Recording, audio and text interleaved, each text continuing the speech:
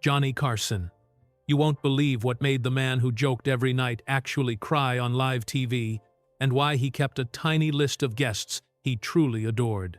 Johnny Carson had a late-night show where he talked to thousands of people over 3 decades. Yet, privately, he kept a handful of visitors that made him drop the host act and just be a real person. These were people who didn't perform for him, they connected with him. Here are the 9 who did that best. Jimmy Stewart.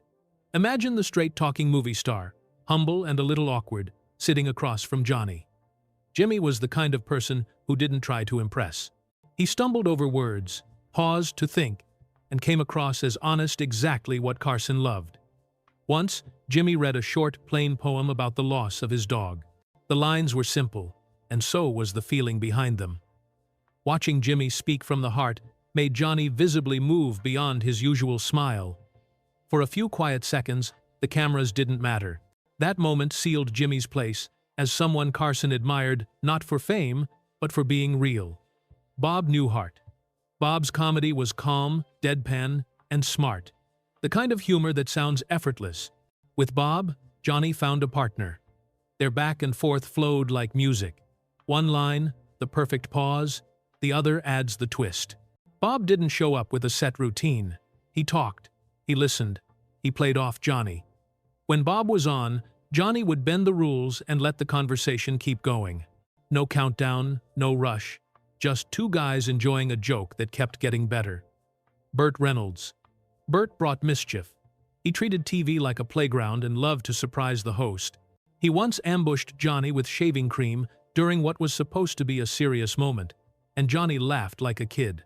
Burt knew how to take a joke and give one back, and that fearless, playful energy thrilled Johnny.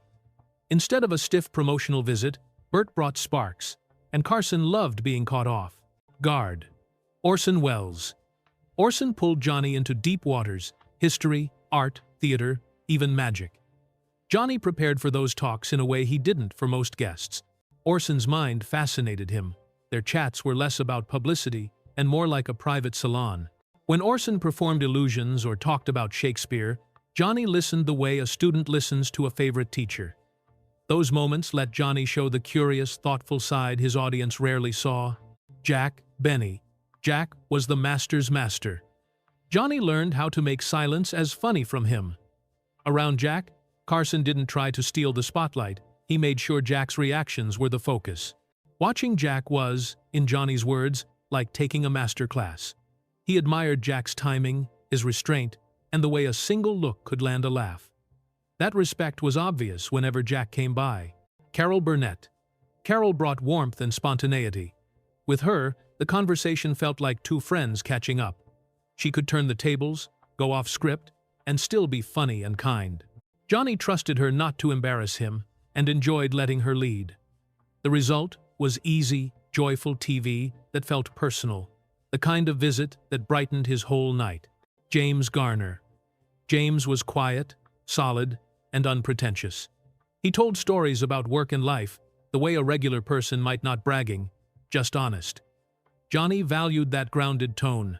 Garner treated everyone well, showed up without fuss, and spoke like someone who'd seen it all but preferred simple truth. That was rare, and Johnny noticed. George Burns. George embodied longevity, a comic who kept getting sharper with age. Johnny admired a performer who kept reinventing himself and stayed brilliant into his later years.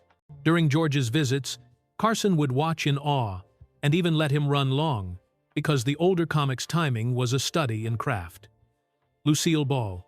Lucille was TV royalty and a shrewd businesswoman. Johnny deferred. To her the way you do to someone who changed the game. He'd set the cameras to catch her reactions, not his, and he loved surprising her with old footage that touched her. She wasn't just funny, she understood television from both sides, and Carson respected that deeply.